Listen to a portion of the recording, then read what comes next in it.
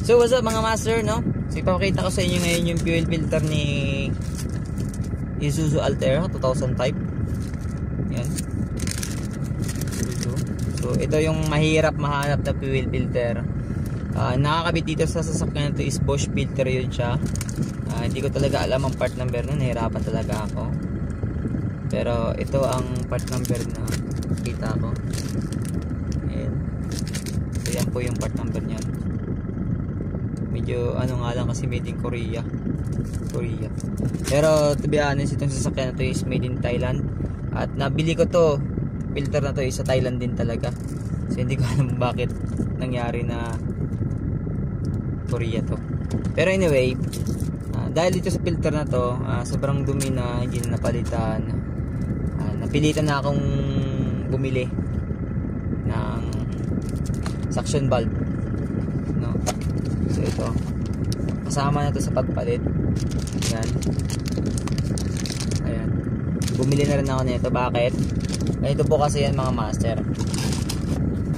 Yung sasakyan na ito, habang nagre-rescue kami sa sa Gensan, na kumatok kasi yung isang sasakyan ng isang customer namin. Ngayon, nandun kami sa Southern Leyte, bumabiyahe, biglang namamatay. Nag-change muna ako, nag-change oil ako, genuine oil, yung sa previous video ko na yun.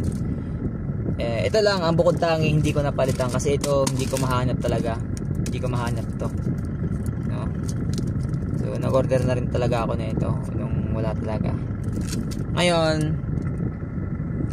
no, habang bumabiyahe kami, pag automatic transmission to siya, pag bumibitaw ako sa accelerator, namamatay. Pero pag in-start mo naman, goods na naman ulit. Tapos medyo nagkakaroon siya ng hunting, yung rung, ganun, no? So may malakas na kutob po ito. So ginawa namin nung nandun kami sa agas-agas, din rin namin yung diesel. So medyo umokay siya.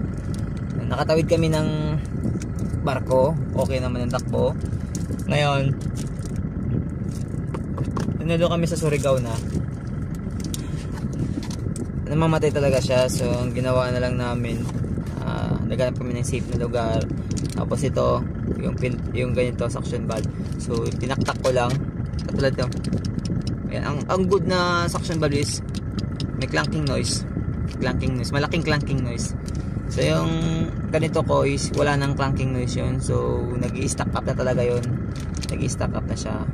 So nangyayari, pag nag-overpressure, ipupush ngayon ng computer to mag-close.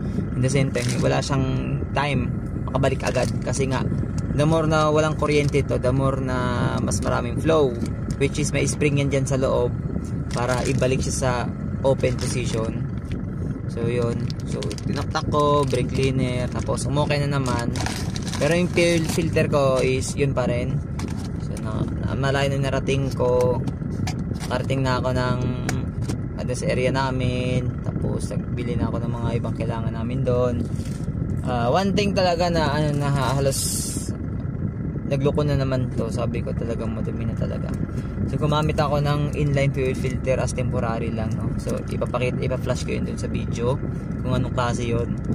In series connection ko ginawa kasi talagang madumi na talaga yun. So ever since naman, mula noon nung lagyan ko ng temporary pansamantala, hindi na ako nagkaroon ng problema dito.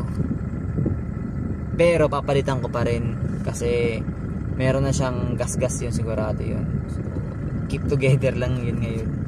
At sooner or later ay tuluyang bibigay na talaga yun.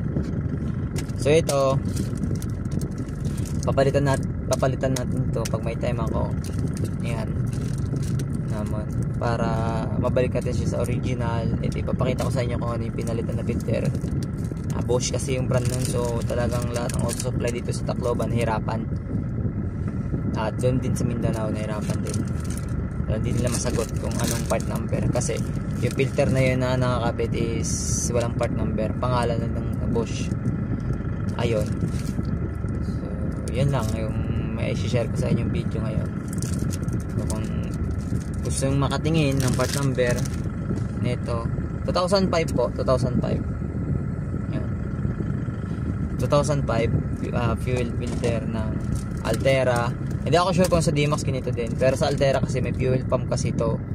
2005 may fuel pump siya. So, self-priming to. Hindi mo na kailangan i-prime. Automatic na yun.